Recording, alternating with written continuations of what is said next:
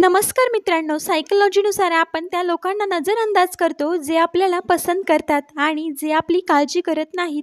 त्यांच्याजवळ आपण जास्त जाण्याचा प्रयत्न करतो आणि तीच लोकं आपल्याला दुःखी करतात.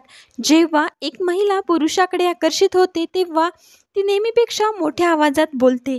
सायकोलॉजीनुसार महिलांची कुठे ना कुठे शंका बरोबरच निघते, पण ती शंका ते प्रूव्ह करू शकत नाहीत.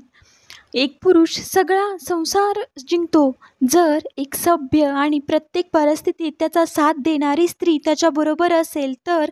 मनोविज्ञान सांगतं, खरं प्रेम करणारी मुलगी किंवा स्त्री तुम्हाला महागडे गिफ्ट किंवा पैसे कधीच मागत नाही, फक्त तुम्हाला तुमचा वेळ मागत असते.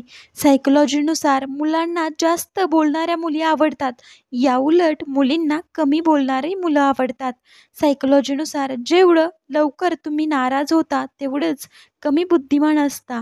आपण ज्याच्यावर प्रेम करतो त्याच्या संबंधित कोणती वस्तू पाहिली तर आपण त्याच्या आठवणीत हरवून जातो आणि आपलं मन कुठेच लागत नाही. माणूस गोष्टी तिथेच क्लिअर करतो जिथं त्याला नातं ठेवायचं नाही, तर लोक तर म्हणतात, चला बरं झालं, सुटका झाली याच्यापासून. कमी बोलणारे एकटे राहू शकतात कारण त्यांच्यात ॲटिट्यूड खूप असतो.